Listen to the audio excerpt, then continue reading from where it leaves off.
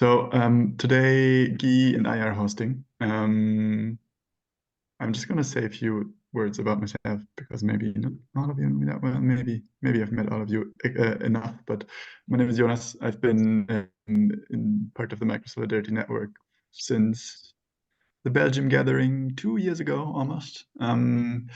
And over the last year, I've gotten more and more involved. And I'm really passionate about like local organizing, local community building, and yeah, building a world where people feel like they can belong and they have the right to get involved and yeah, exercise their agency.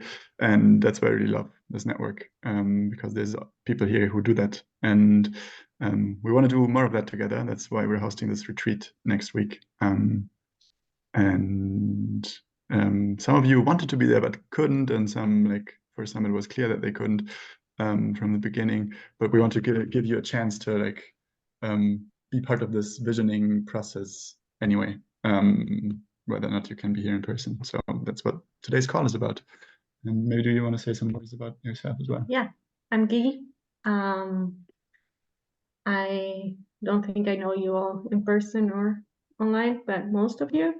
I've been kind of part of the Micro Solidarity Network since 2020. I did a practice program, but then kind of forgot about it. And then last year came back to the summer camp. And since then, I've been more involved and more excited to co-create this together. I think, yeah, I've said this before, but for me, it's like an awesome place to practice what we value and how we want to be in the world and support each other. So yeah, I'm really excited about what's coming up and what's going on already. So here we are. Yay. Cool. So I think there's no one on this call who hasn't been on any before. Is that true? Or do I just recognize some of you from the practice programs? I've been to the practice program. I haven't been part of the monthly or weekly. I have no idea. Calls. Regular calls. We're not at the weekly stage yet. Luckily.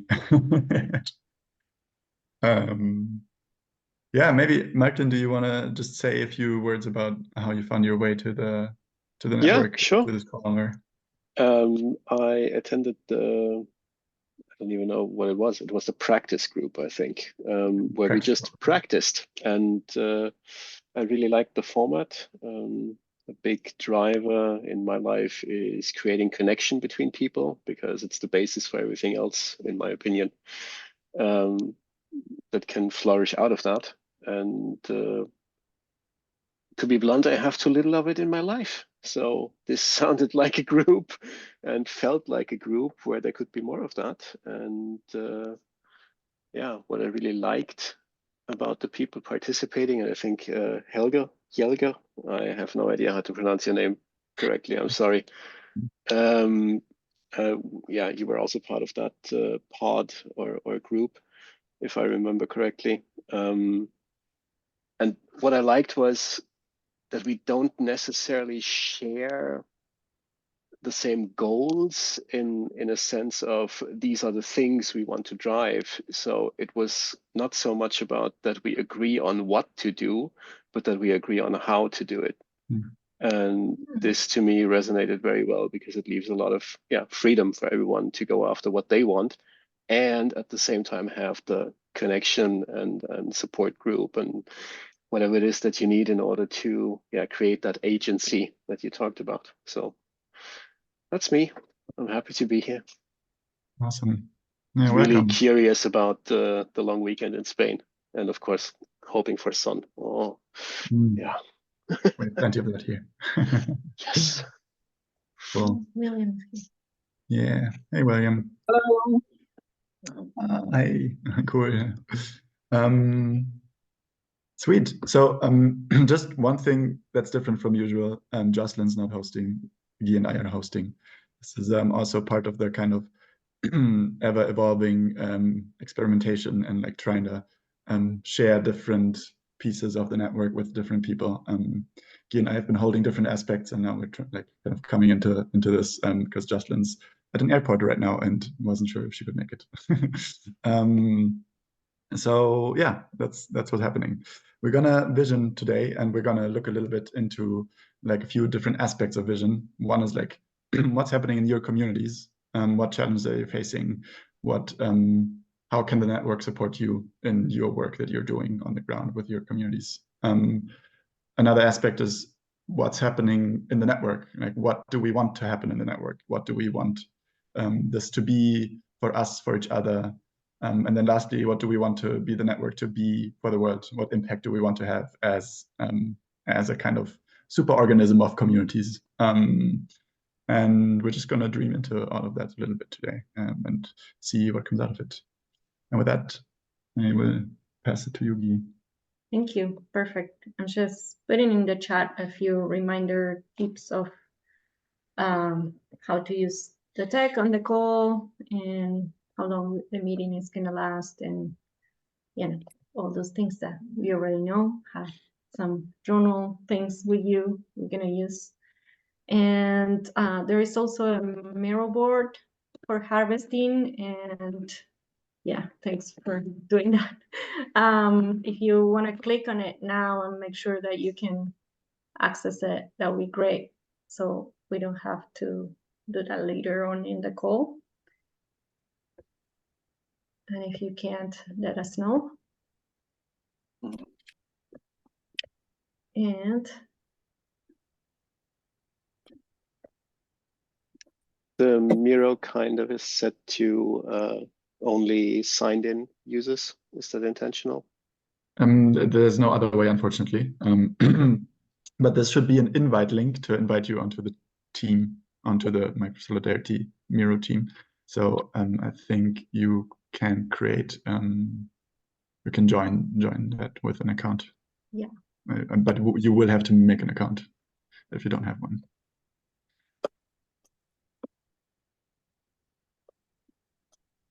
We give a few seconds for that. Is everybody okay with it? Could you just move on? I'll join you. Yeah. Okay. And if not, we'll be able to put things for you if you put them on the chat, I guess, later on. So, ready to go? All right. We're gonna do a little poem sharing to help us arrive in our time together, kind of leaving the day behind and getting into this shared space as a group. And yeah, after the poem, there's gonna be like a minute of silence to dive into what inspires to us. So if you want to close your eyes or find a comfortable seat and tuning into receiving mode and inspiration, I will read the poem for you. And the poem is called Celebration of the Human Voice, and it's from Eduardo Galeano. And it goes like this. When it's genuine, when it's born of the need to speak, no one can stop the human voice. When denied a mouth, it speaks with the hands, or the eyes, or the pores, or anything at all. Because every single one of us has something to say to others, something that deserves to be celebrated or forgiven by others.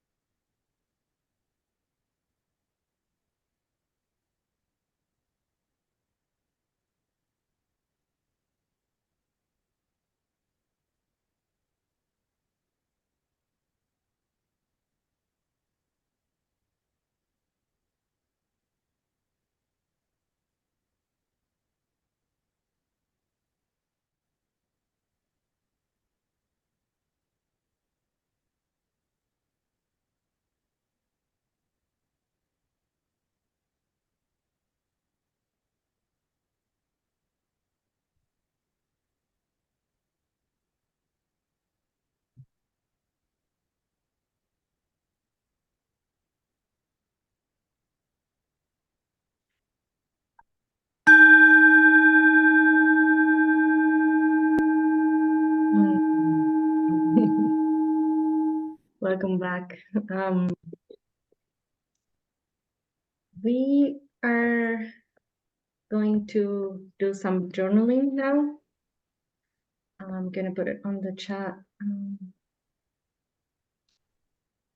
for you to follow, and I'm gonna take a few minutes to reflect on our own, on what are the challenges or maybe uncertainties that are alive for each of us, looking at the year ahead. Always keeping in mind these three layers of ourselves in our communities and our communities in the network and the network into the world. And after we do this, we'll gonna share in pairs. So just take a few minutes to journal and reflect.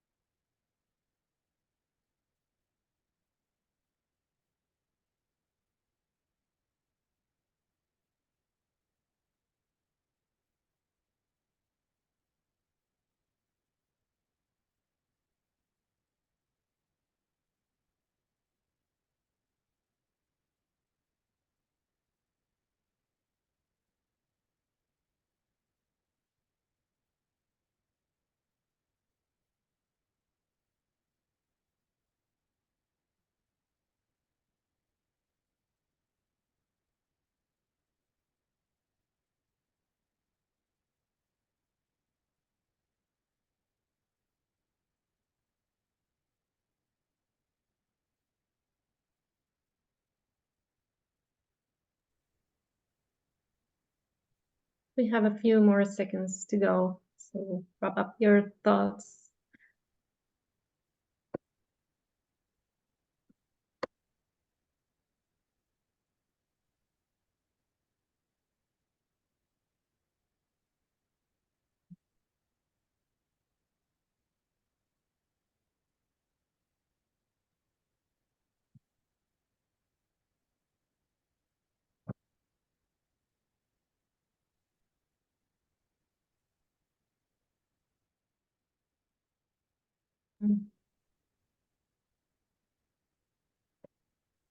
All right.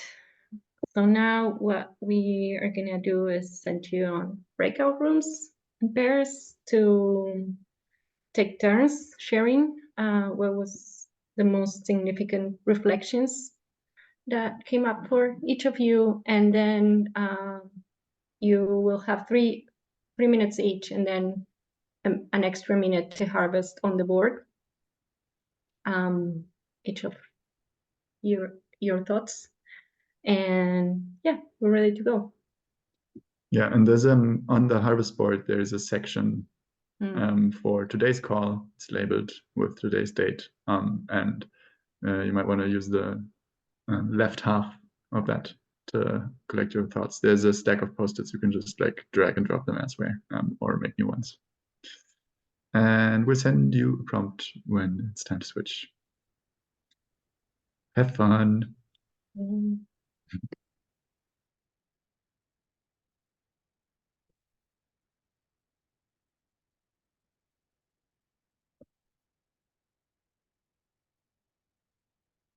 Cool.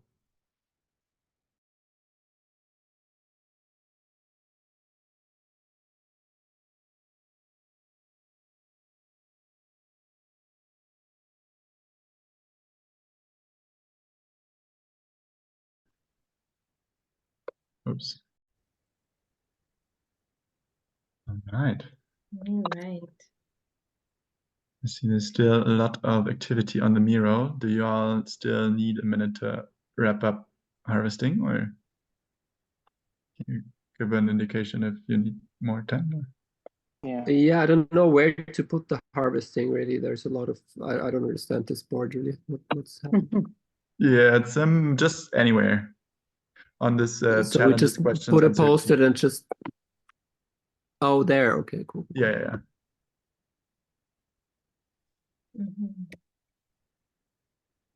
Thanks, Jocelyn. Oh, or yeah. Richard. Yeah. And if you're already done writing, you can take a look at what the others put there and just like stoke in the vibe of the things that are being written there, and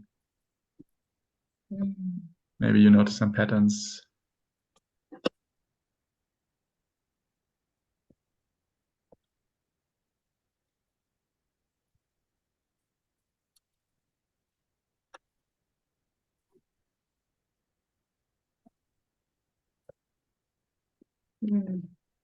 So many interesting things I want to dive into. Resonating with a lot of it.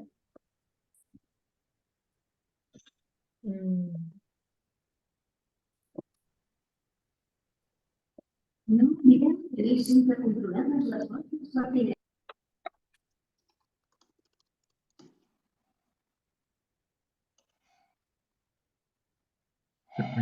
Should we slowly continue? Sure. So the invitation now is to have a conversation all together here in the room about what would be possible for our communities if those challenges were no longer there. So kind of like imagining that they are removed from the scene and we can be in a place where those challenges don't exist anymore. What would it be possible? How would it look like?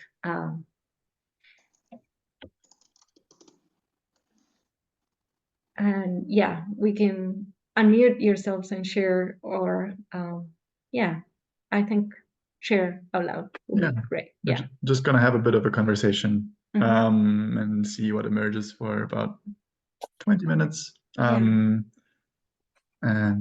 also, as I put on the chat, keep in mind also how can the network support our communities to move forward. But I just wanted to make more emphasis on the first question before we got into the support part, because first we need to see what could be possible. Yeah.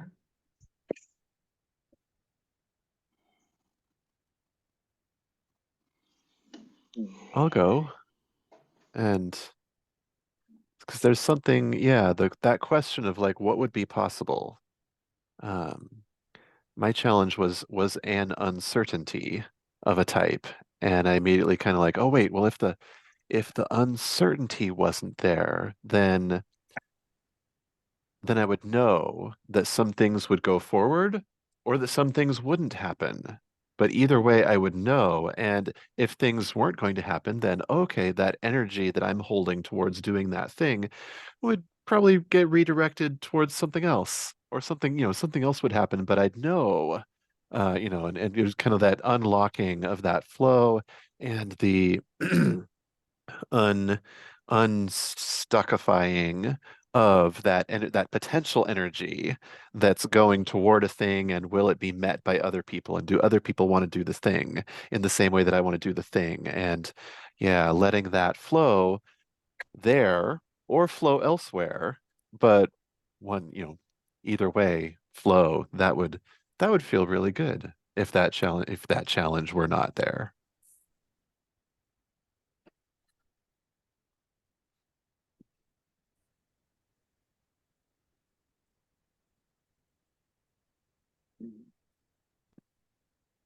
Thank you. I really resonate with the redirection of that energy that's, yeah, preventing it from happening, the thing. Mm. Mm. In my community, which is one of my communities, is like there's like 6 of us now living on land, and we're hosting like a 3 months sort of on school cohort, or like a master degree in the woods, for 3 months, and then hosting other retreats. We hosted a summer camp last year, and there's an edge that we kind of all share about promoting ourselves, or like sharing things publicly, because it feels like anything sharing, especially like, I'm gonna share on Twitter or Instagram or whatever. It's like demeans or like diminishes the value, or changes that like whatever we're doing, as the moment that we want to share it, it's like ruins it. So like we all have instinctually don't want to share, but at the same time, by not sharing, like nobody has a clue that we exist, or how awesome we are, or how amazing it'd be for them to show up and do stuff or give us money or whatever. So if we didn't have these hangups about talking about ourselves or sharing in some way, then I think a lot of stuff would become possible. Just like more people would show up, they would enjoy this amazing experience of communing with nature and with our silly, awesome selves and each other. So that's one of our issues. Yeah. Mhm.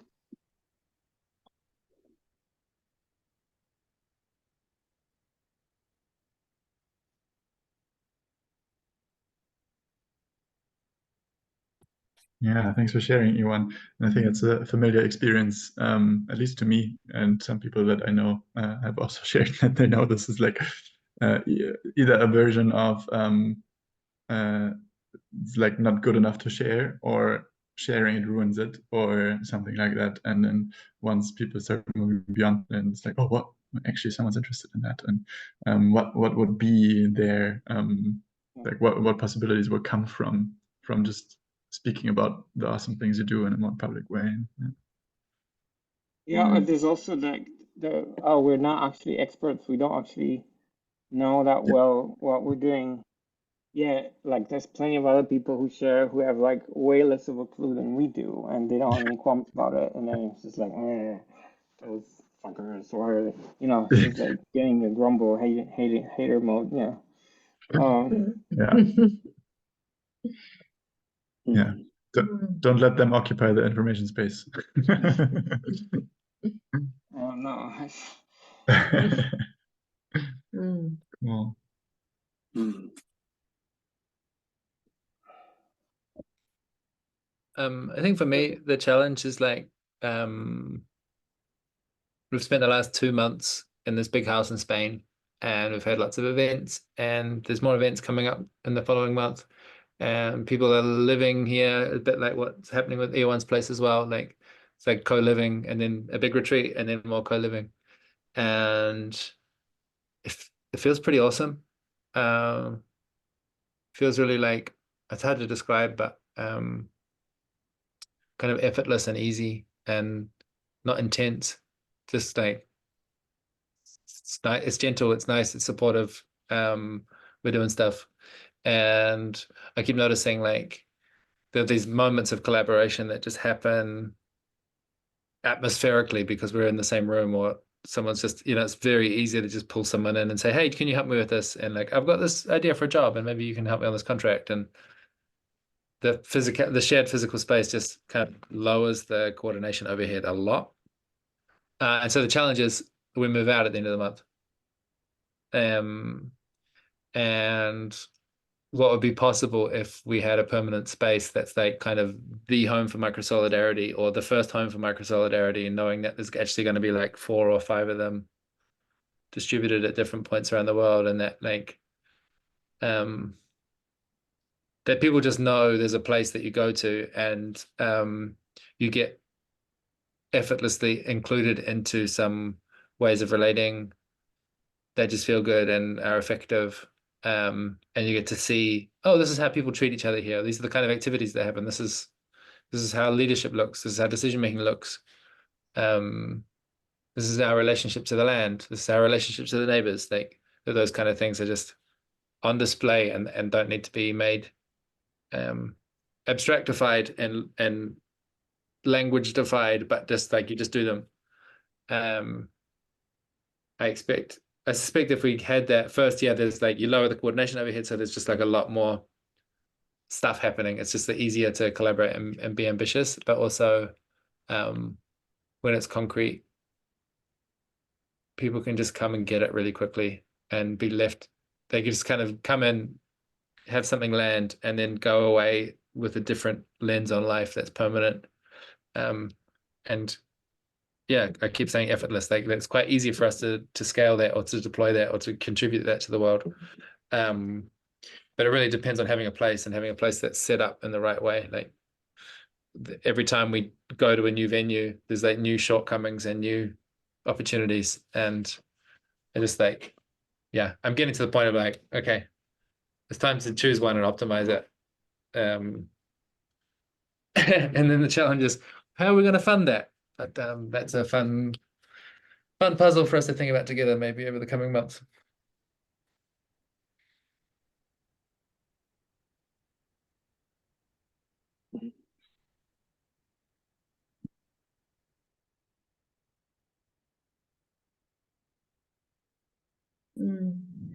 Just dreaming about having such a space and place that you can always go to, and you find the right people that wait for you there and just catch you.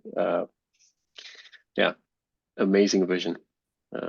I would love to be part of that and have access to it, but also contribute. Obviously, it's yeah.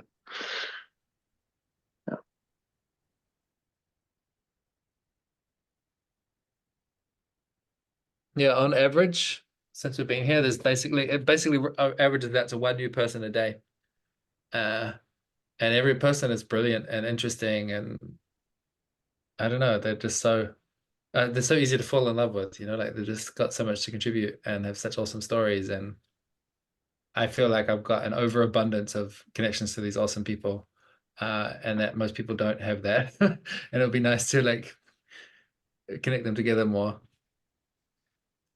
Yeah, as I was listening to you and being part of the experience for the last month and a half, and being like, I wrote, how do we create a culture of effortless cooperation as a immersion of that? If we remove the challenge of the funding, it looks like we're already doing it. So that's pretty amazing. Like it was like that realization was like, oh, but also for me, it appears like the other things that interfere is like, oh no, you wait until there is conflict, or you wait until, like those are my maybe inner challenges of like having previous experiences in communities and when things went not so well.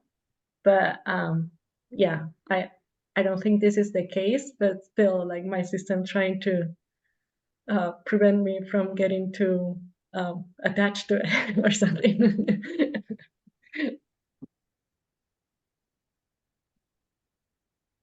Mm. Yeah, maybe I have to say that I do truly believe that we have the tools and we're creating it. And that's what it's so amazing about it, like to be supported by the practices. And yeah, don't want to take much more space, but yeah, I just wanted to clarify that. Thanks. Mhm. One thing that's really, yeah, you're saying this, Rich. One thing that is on my mind quite a bit generally is I would really love to have a have like a residency space that was able to like facilitate creative work. You know, like for me, it's like making sound, and I'm aware that it just takes up more space than most like project spaces really kind of have for people to just occupy. You know, if people are just coming and convening, that's doesn't take up a lot. But you know, if you need to like set up somewhere and make noise and potentially annoy people, that's quite different. And you know, I would really love to have that sort of like residency space that isn't necessarily just artists and you know is within this network and like adjacent spaces, and you know there can be all sorts of cross-pollination of ideas and yeah, and being able to share practice and you know across that boundaries and yeah, I suppose just like having the map of where these things exist. I mean, I know of like a few things, a few places that are, but it's yeah, it just seems more like difficult. So I don't know that joining up and bridging of worlds in that sense, a place to like work and practice. Yeah, community building, just sense making and like art practice at the same time would be awesome.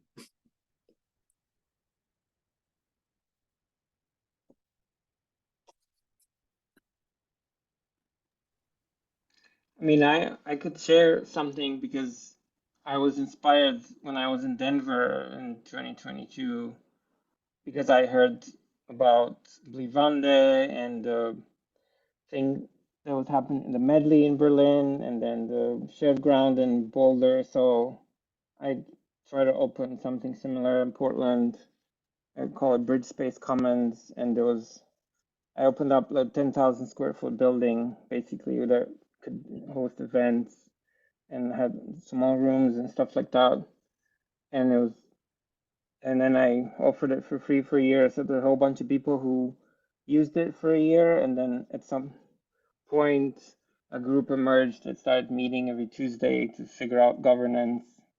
And I and I had no idea. I was hoping that somehow magically during that 1 year some model would emerge that would pay rent because I told them I needed like $10,000 rent for the second year, and it actually worked. Like some people applied for a grant, and it was like they found this amazing funder where basically you apply for a grant by writing a long email, and then they do a Zoom call with them. And now I just got the first month of rent paid, and there's not even an entity like a nonprofit. The funder just sent me the money, and so the funding was like happened. And there's a lot of complicated issues with like relationships and groups and stuff like that, but it actually happened, in a way that I didn't expect at all. Yeah. and all the other projects, it looks like most of them have stopped in the meantime. So which is sad. I mean, Blivan is still around, but like I think Medley and Shareground are gone. So yeah, I didn't know it was impossible. I thought it was impossible, but it actually worked. So I don't know. It's weird.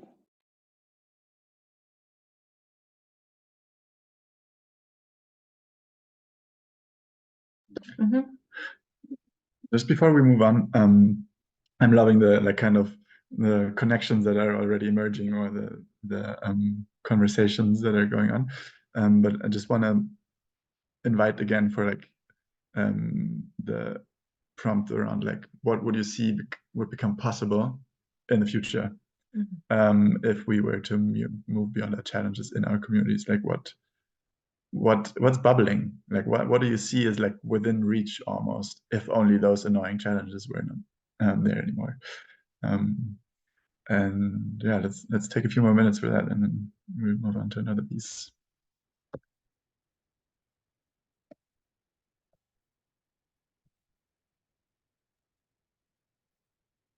To me, it feels like this annoying problem of financing actually might be on the brink of just disappearing. There seems some kind of feeling to be around about, yes, the value of this is being seen more and more. And there are people who are willing to pay for it in order to make it happen in their lives, in their companies, yeah, etc. So that would be one thing that I could see disappearing. More being able to live off of this, basically, is the vision. Yeah, making a living. Yeah. For me, it's a lot about this kind of like sense of like loneliness, and the kind of question of like finding people that are like matching kind of like in excitement and reliability and commitment, you know, like to show up and be active in the same way. So like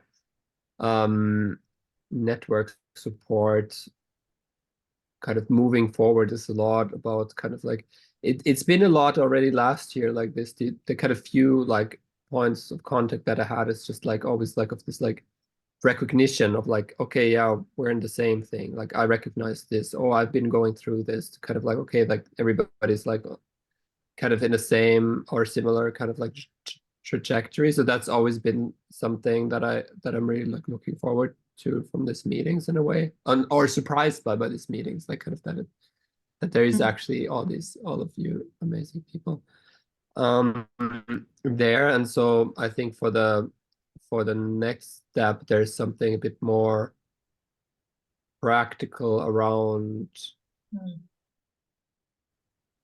yeah, how to actually like attract or like streamline this kind of like tacit knowledge, if you want to say, of like kind of like what does it mean to like actually commit to these kind of weird strange out there ideas that we're all like kind of working on, in a way that they're all going in a similar direction, but then still like kind of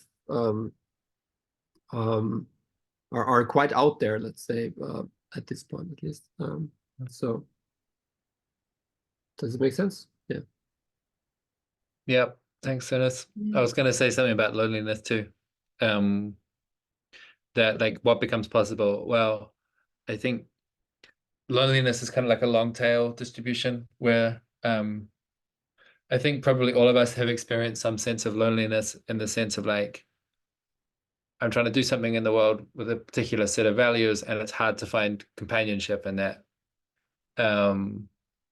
But everyone knowing that they're allowed to come to this call and speak from their heart and be seen and heard already puts us in the sort of like upper, I don't know, 80th percentile of connectedness. Like I'm just spending more and more time lately with people, or encountering people who are like so desperately lonely, just for any kind of social contact, you know, for any kind of human feedback.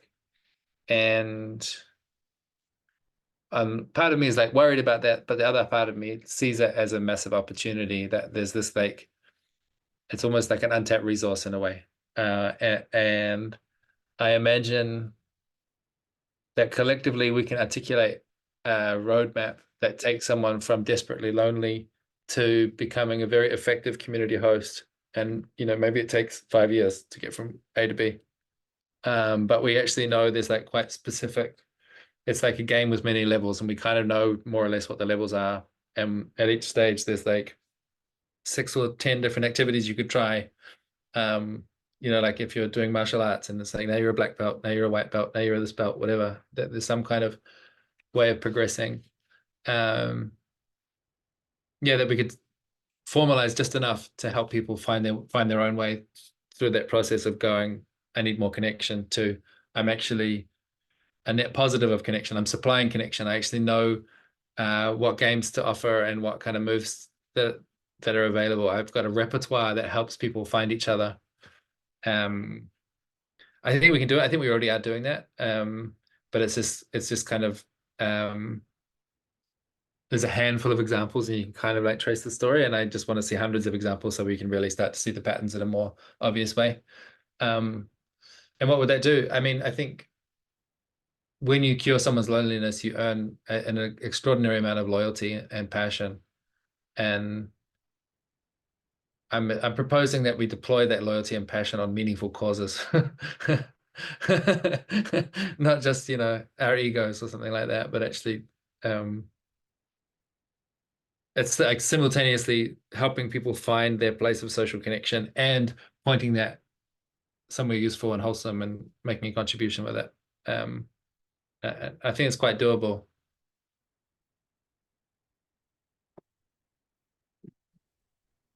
Oh. We're already starting to transition a bit into the next piece. Now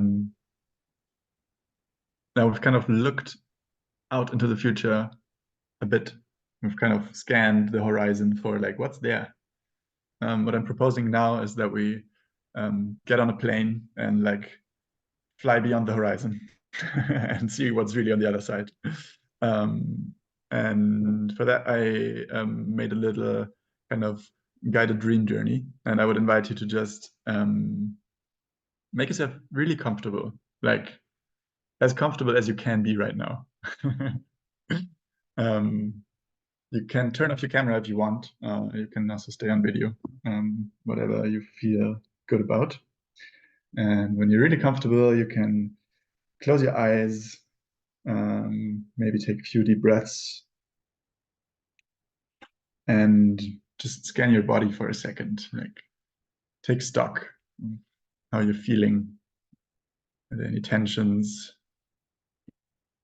Feel any like particular emotions present in you right now? And just say hi to them. Let them know that you're acknowledging their presence.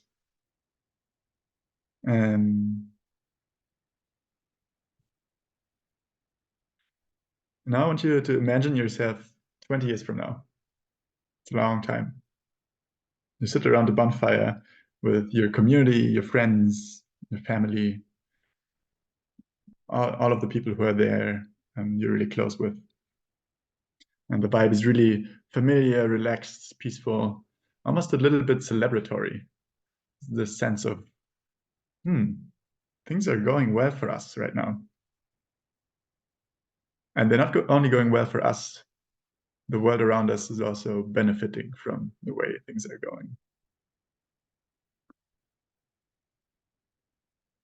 And together you start reflecting on how you ended up where you are, how the things happened to get that way. I just want you to tune in with that feeling for a second. What would it mean for things to go well in the year 2044? How are you spending your time? What contributions are you making to others? How are you supported by those around you? And as you reflect on this with your close ones around you at the bonfire, the micro-solidarity network enters the picture. Conversation shifts to drawing the line between this moment and the year 2044 and the early 2020s. Together, you retell the story of the network and its evolution, the impact it's had. What difference did we as a network make over the years?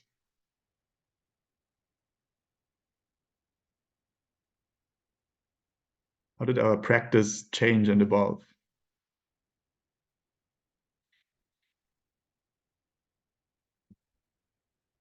How did we affect communities and people around the world?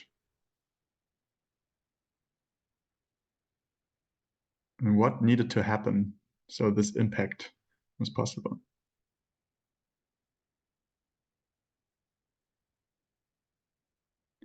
As you explore this timeline, notice the quality of your experience. What emotions, colors, bodily sensations, tastes and smells, images and sounds are present? Are there any doubts and worries?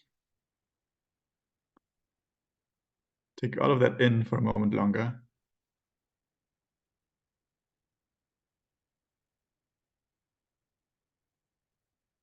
And then we take 3 breaths together, breathing in the energy of that vision, breathing out any sense of inhibition, breathing in all the possibilities that lie ahead, breathing out any doubts about the future. Breathing in a feeling of connectedness with the people around the bonfire and in this room. Breathing out whatever wants to be breathed out. Now you can slowly come back to the present, the 1st of February 2024. You might want to slowly start wiggling your toes or moving your hands. Open your eyes when you feel ready. And before we share, just take a moment longer to examine the vision you just surfaced. And you might want to jot down some notes about this, or maybe you want to get up and stretch. And we'll come together and share in a minute.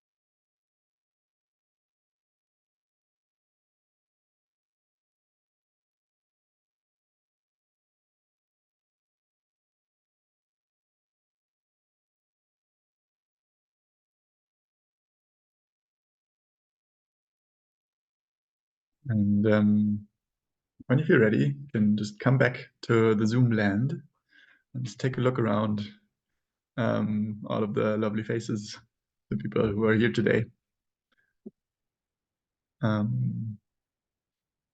Yeah, this is these are the people who are holding that vision with others who are not here today, but we all do in a way. And we thought we could do a circle now, a sharing circle. So someone can start. We'll have a minute, about a minute each. I'll set the mindfulness timer. When it goes off, you don't need to stop immediately. Like there's some wiggle room, just as a kind of mindfulness reminder to slowly wrap it up. And then you can pass it on to someone else. If you're not ready to go, you can say pass and we'll look back to you. And the floor is open.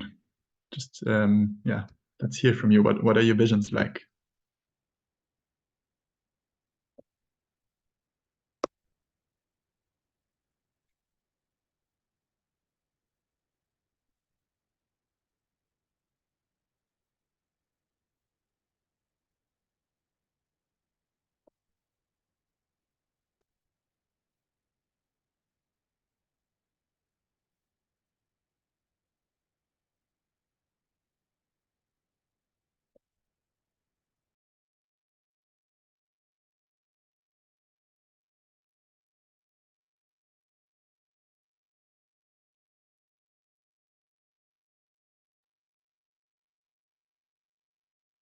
Okay. I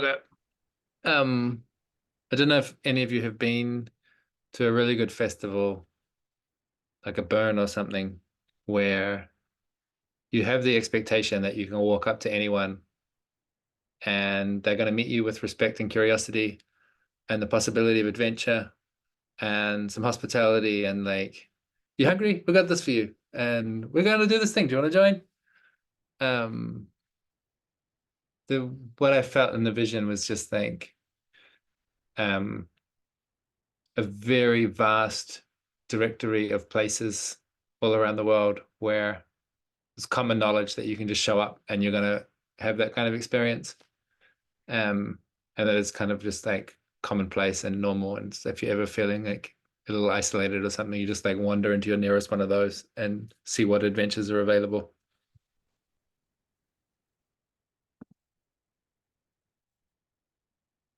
Like halfway between church and a festival.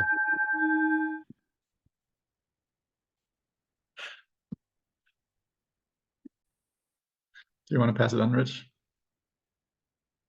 Certainly. I'll pass it on to Uta because I haven't heard her voice in a long time. Hello, Rich. Good to see you. And everybody else. I just laughed about the church reference. We have a history with that. So as my first thought was like, again, so remind me what micro solidarity is about. Like I always have this first impulse and then it comes and then I'm yeah, of course, it's these people. And it's these kinds of people that will inevitably be drawn to this kind of thing, and everybody else is not going to be too attracted to it. And so that's fine, because we want to grow at the speed of trust. We do not want this to be scaled or go anywhere too big, too fast. So I'm like, bring it down. I don't want it boom. I want this to go as exactly as it has been, which is we're still like, what, 15 people here or no less. And that's great because that means that we all trust each other. Thanks. That's my speech for tonight. And do you want to pass it on? Yes, I would like to hear from Iwan. I had trouble coming up with a vision during the exercise. But now I'm reminded of being at the rainbow gathering. And when you arrive at the rainbow gathering, somebody hugs you, or a whole bunch of somebody hugs you and says, "Welcome home."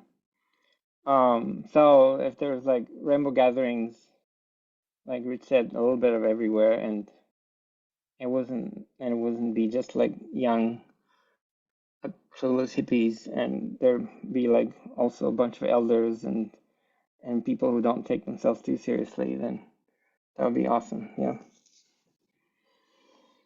Okay, I'll pass it to Matt. Thank you.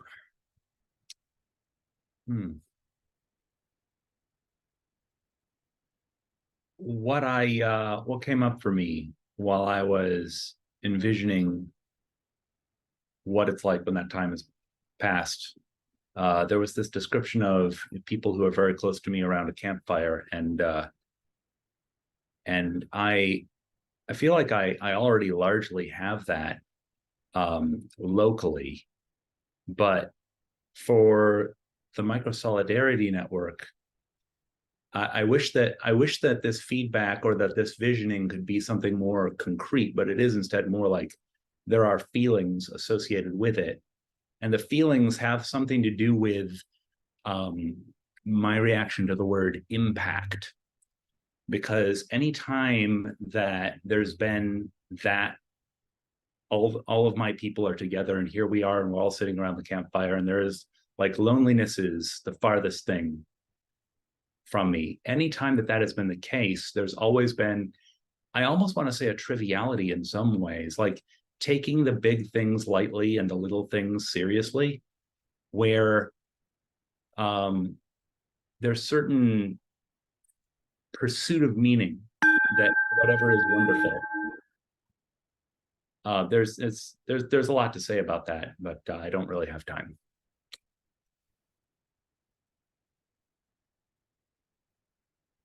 I'm gonna pick, let's see, how about James?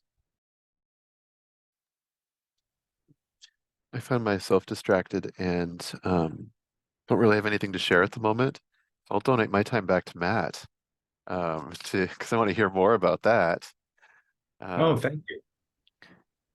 Well, that's if that's acceptable to the group. Because Yeah. the word impact, yeah, you're in the Yeah, campfire, and I then the don't. intersection. Yeah, like I've whenever I've not felt that feeling, it's always been like a kind of grift that's performed by corporate consultants who say the word impact a lot. And I like the things that they want. Like I like philanthropy, I like wisdom, I like justice, but whenever those are in the mission of the organizations that I've been involved with, it all just turned into this sort of performative game in the achievement sphere. But whenever we focused on everybody's pursuing what's directly meaningful to you here, now, this, us, all of a sudden those things started to happen more. Like you got more justice, you got more ancient spiritual wisdom or whatever. You got all these things from pursuing what's really meaningful to you here, now, us. Just locally, Southeast Michigan for me. And then any of these impacts that we would have put into our mission, if they weren't going to happen with those things, they honestly weren't going to happen much anyway. So I don't know if this is like a visioning thing that I've just said in concrete actionable, but I don't know. It's just, that's what came up for me. Mm. Thanks a lot for sharing. I feel that's highly relevant.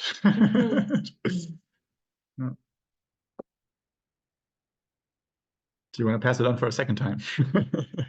Try again. Oh, I'll let James pass it on. He's the one who's got the speaking rod. All right, let's see what William has.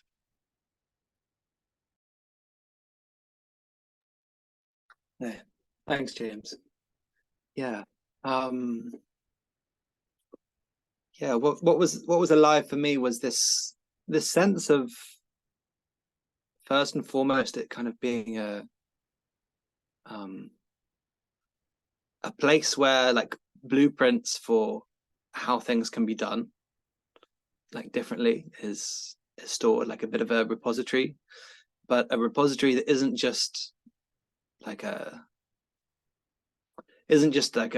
directory, it's like a living library. So okay, so we've done all these projects and we know people who have done all these projects, and there is, you know, you can talk to this person if this is something that's relevant to you, and there being kind of nodes of people who, you know, like, oh, I can approach this person to get some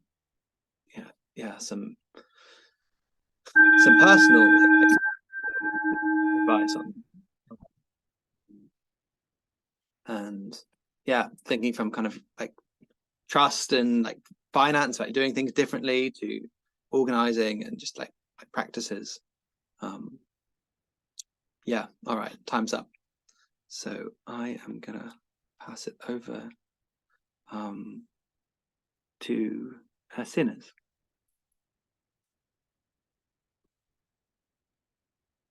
Hi. Yeah, I didn't have any visions or anything like that. I was just it was nice to listen to all of you. Like for me, the future is a tricky thing because, like, I mean, 20 years is like such a long time. If I think like 20 years back, I was 21. And I'm like, okay. I was like 15,000 different people in between then, approximately. So it's a thought. Like, I don't know. I it would be cool, like what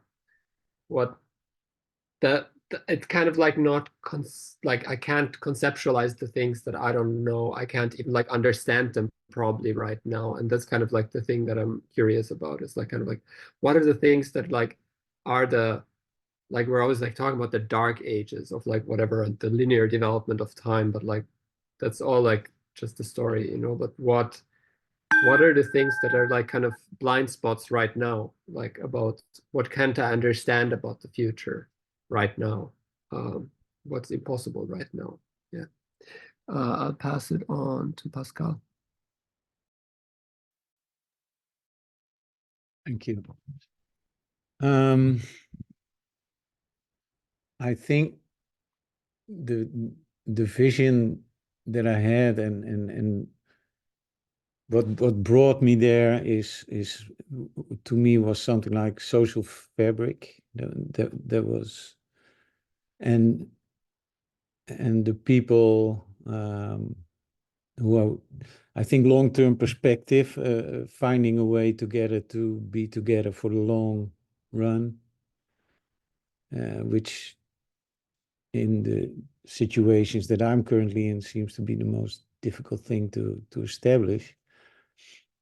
And what made me very curious is how I got there in 20 years, because what I find myself in currently is that I'm either in a community that's very, very good in belonging, or I'm in this community that's very good in becoming, and the dynamics and the so I'm just curious how those worlds will merge.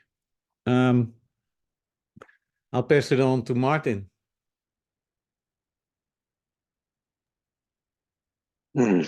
Thank you. Mm.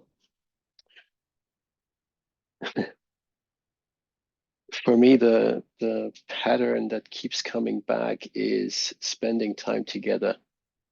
And that is the thing that creates social fabric, relationship, trust, whatever you want to call it, that then enables everything else together, makes everything else possible. So this campfire moment, I've had a few already in my life. And at the same time, I'm not connected to any of those people anymore, at least not in day-to-day lives. And maybe that's the different feeling that I would love to have in 20 years' time, with enough space for myself. So yes, there is the community, and there's a lot of need for individuality, at least for me, and space. So yeah, teaching and learning, hosting and being together, doing the simple things like cooking together. Yeah, that was my vision. I think, Guy, that's just your second computer, right? So, all right, then I'm gonna pass it back to Guy and Jonas.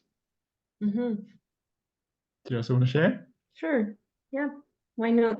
I have a vision of also like a lot of little islands of local communities that were contagious, like a kind of like a sprouting thing, like a viral cross-pollination. And it was like, oh, look at and that community over there and that community, like a lot of local things. And I started thinking of the, sorry, I'm gonna say impact, but like the impact by just being involved in the place we inhabit, and yeah, just like a little bit of everything that's been said, like inviting by just living it. And what it was surprising for me is that I thought a lot of the elders and the children, so that was, I didn't know that was there, and I felt like a warmth in my heart, like, oh, we have place for this, and it seems like something there for me to explore why it doesn't matter and what can I bring to the network around that. Mm-hmm. Mm-hmm. That's good. How are you? I'm passing on the channel now.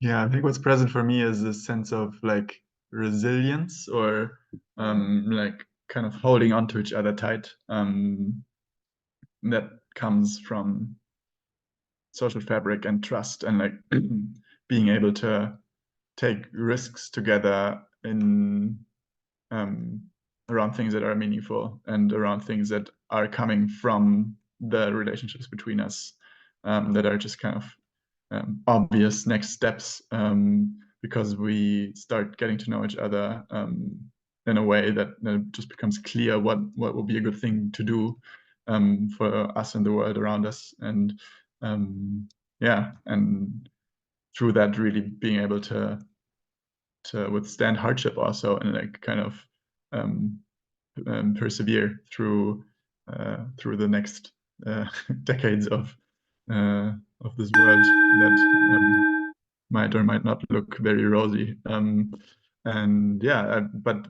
that kind of has a warm feeling to it, a sense of like, yeah, resilience. This is the best word I find for it. Cool. Thanks everyone for sharing. Oh wow. We're so on time, Guy. Quick micro celebration. So we thought we were just going to share some things that have been going on in the network lately, and if any of you are aware of things that we don't know of, then there's also space to share. Any cool projects or new crews that you've been a part of, or like kind of ideas that are bubbling. But on that note, just maybe from us as a kind of hosting crew, we've been the people that organized the EU summer camp last year. Rich, Jocelyn, Guy. Were you there? No. No, you weren't. Someone thought you were there. Uta was there though. Yeah.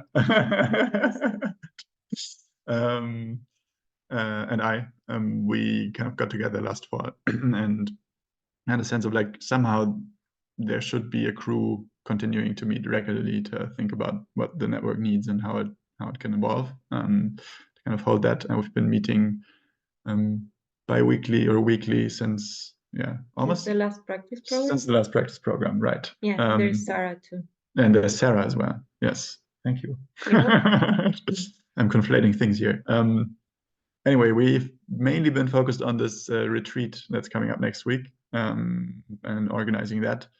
But we're also thinking about how we can make it more like easier for people to take ownership over certain parts of the network and step up and contribute if they feel like it, or if they have capacity, or if they feel called to it. And we also see like a lot of potential for things to grow if someone puts energy into things, then things start happening. So it's like both an offering and a request, I guess, at the same time. Yeah, that there is an opportunity to contribute more. And there's we're going to talk more about specifics probably in the next monthly call, because there's going to be more things also clear after the retreat. But just wanted to let you know that that's happening. We're also working on a kind of next iteration of the practice program, so like a kind of intermediate course that is more focused on like kind of practical hosting skills and like practices and experiments to run as someone who's interested in enabling more community and more connection. Where the practice program is kind of the introduction and the kind of, this is what it feels like, and these are some basic tools that we use. This next thing might be something like, and how do you make it happen out in the world? So that's cooking. Yeah, is there anything else that I missed? Rich, do you have anything else to share about what's going on? Or... The big one on my mind is the Berlin project. So right. Late last year, a couple of people got organized to get 6 existing communities to meet each other in a structured way and like start weaving connections between the 6 of them over a 6-week program, I believe. I think Uta was involved, a bunch of people were involved. And that project is going to go through its second iteration soon. It's kind of like in gestation. So I'm just really amped about that because I think there are so many places I visited that have lots of these cool little communities, but they're not interacting with each other. And you were pointing on us to this thing of resilience and like the extra capacity for doing stuff. It's like, oh, we want a retreat center, but like all of those communities want a retreat center, and maybe we can coordinate our resources if we build trust and see our common interests. So I'm excited about that project. If it goes well, like kind of forming a template that other people can follow and say, like, this is a run sheet, it's a 6-week program, this is how you invite people, this is the kind of process to take them through. And just seeing that replicate, maybe there's one in Portland, maybe there's one in Michigan. Start seeing these things happen in different cities and comparing notes. That just feels to me like a really strong thread. Cool. With elders and kids. And clowns. Yeah. Cool.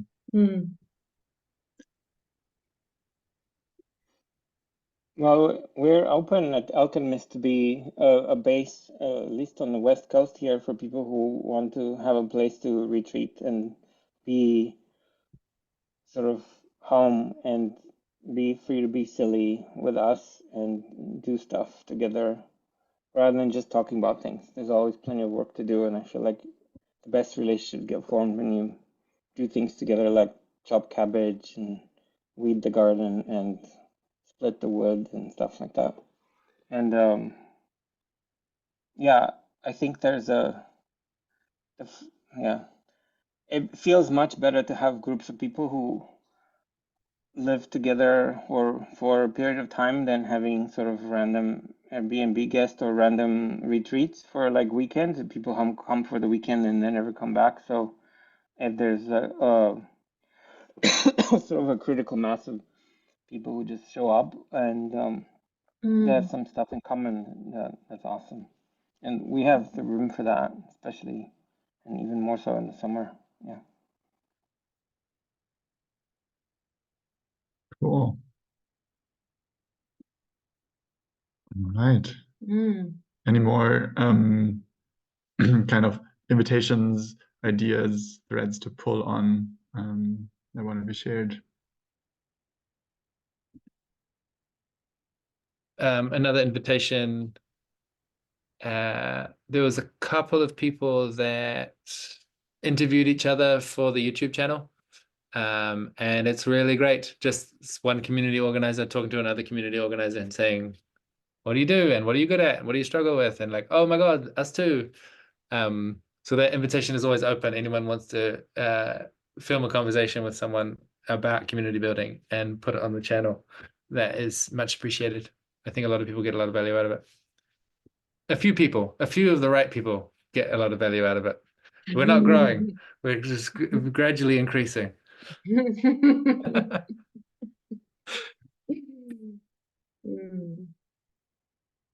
Yeah, and you can reach out over Discord or by email to people who have access to that and can help you make it happen.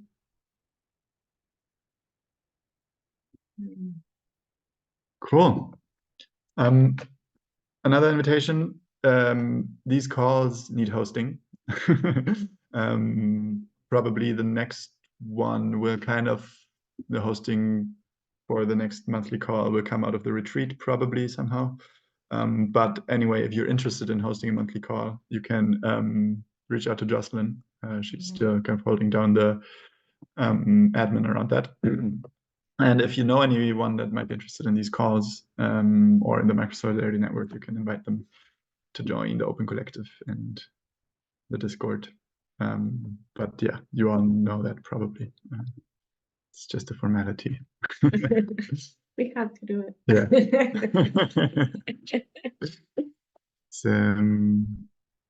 Yeah, it's good.